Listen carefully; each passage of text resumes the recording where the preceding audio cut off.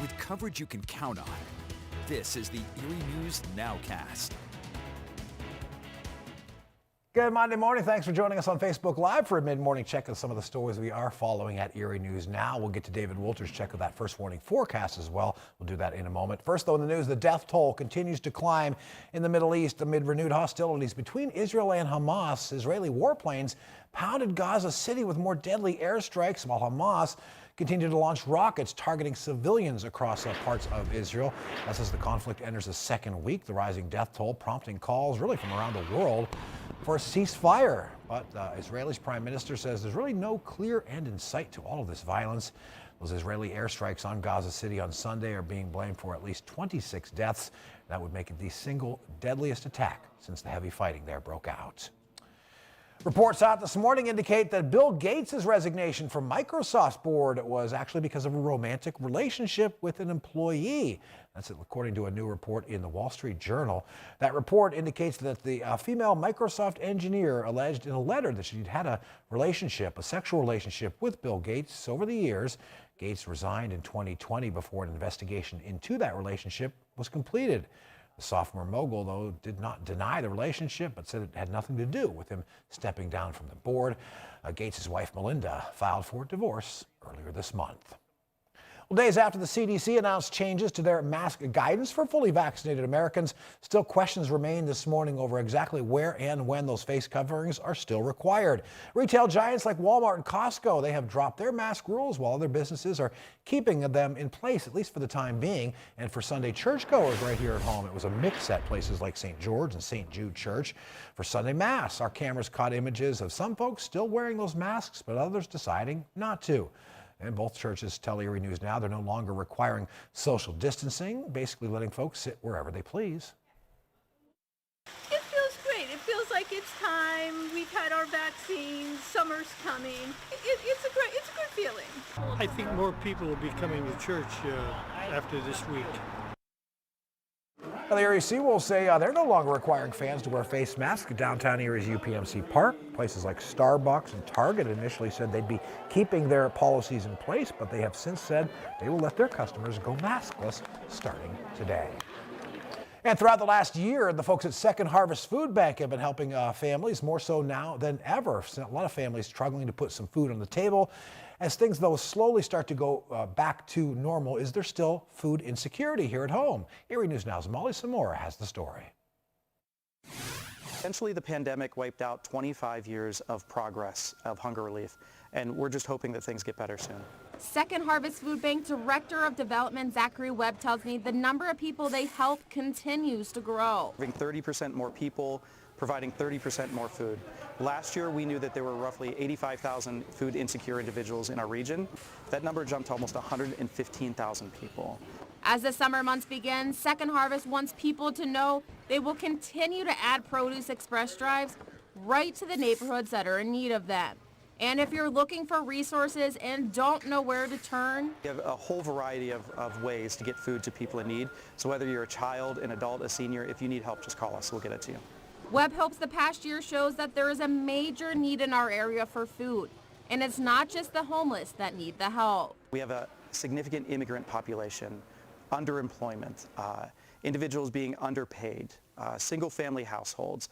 There's so many challenges that lead down the path to have somebody that is hungry. And when you have numbers that 1 in 4 people in our area are in need of food, look down the street. You look at 3 houses down the street and 1 of you 4 are in need of food.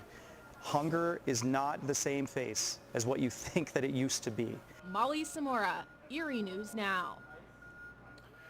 Oh, one day left until the primary election, and here at Erie News Now, we are, of course, gearing up for a very busy day of election coverage from mayor to sheriff, county executive. There are a number of races of local importance on that ballot come tomorrow.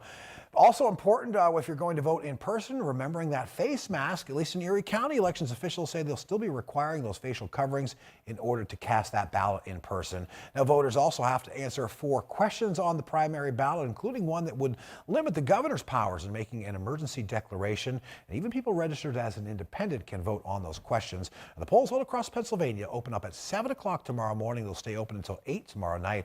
And of course, you can count on Erie News Now for complete election coverage. We'll have that for you available on air and online. All right, today is your last day to get those taxes done. Yeah, that official deadline for that paperwork with the IRS, that is today. You can, in most instances, you can have to file those state taxes by later today as well. And of course, the original filing deadline, that's the typical April 15th date, but much like last year, the IRS pushed that April 15th date back due to the pandemic. And if you still need more time, in addition to the extra month you already got, you can actually file for a 5-month extension. No questions asked. They do say that the request needs to be into the IRS, though, once again, by that midnight deadline tonight.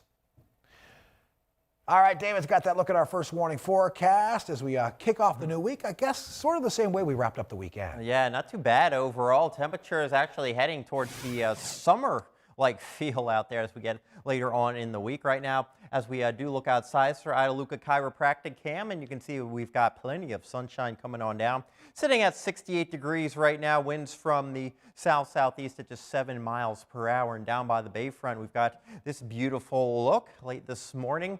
This, of course, is our Oliver's Rooftop Cam, and we are going to continue to deal with some very, very nice weather as we go forward in time. Temperatures right now, we are in the 60s, middle and upper 60s out there. You can see 68 degrees right now into Erie and back there towards Titusville, Tityute as well. We're also dealing with those temperatures in the lower 60s. So yeah, it's feeling quite nice out there. That sunshine warms you up fairly quickly. Very seasonable stuff as we continue through the afternoon. We'll have that partly sunny sky, very dry conditions overall, so weather impact index at a 0. Right now we are watching some areas, some high clouds out there, but that's really it. We're still expecting a decent amount of sunshine, but as some of these high clouds move on in, that could knock down the sunlight just a little bit. But enjoy the sunshine. We've got temperatures working their way to around 70 degrees. There are some of those high clouds for today during the late afternoon into the evening hours. Mainly clear conditions out there, looking grand overall and looking fantastic for your Tuesday. If you're looking for some